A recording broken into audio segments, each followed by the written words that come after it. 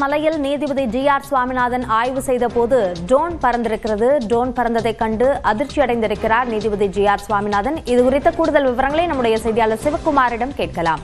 சிவக்குமார், என்ன நடந்தது? விவரங்களை பதிவு செய்யுங்கள். நிச்சயமாக அபிநயா, அதாவது மதுரை திருப்பரங்குன்றம் மலை உச்சியில் உள்ள தீபத்தூணில் கார்த்திகை தீபம் ஏற்ற வேண்டும் என கூறி அவர் ஒரு பிரிவினர் வந்து வழக்கு தொடுத்திருந்த நிலையில் இது தொடர்பாக நேற்று மாலை மலை உச்சியில் உள்ள தீபத்தூணில் சென்னை உயர்நீதிமன்ற மதுரை கிளை நீதிபதி GR சுவாமிநாதன் ஆய்வு மேற்கொண்டிருந்தார்.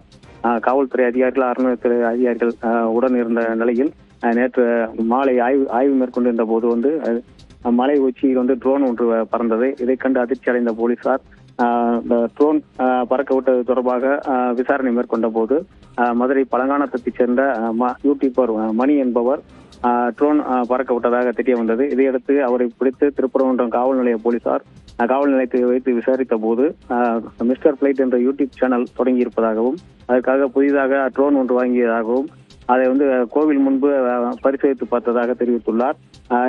மேலும் வந்து போலீசார் அந்த நபரை பிடித்து ட்ரோனை பறிமுதல் செய்து, அதாவது அந்த மணி என்பவர் மீது செக்ஷன் 127 மற்றும் 287 பிரிவின் கீழ் வந்து அந்த வழக்கு பதிவு செய்து அவரை கைது செய்து விசாரணை மேற்கொண்டு வருகின்றனர். அபிநயா, விரிவான விவரங்களுக்கு நன்றி சிவக்குமார்.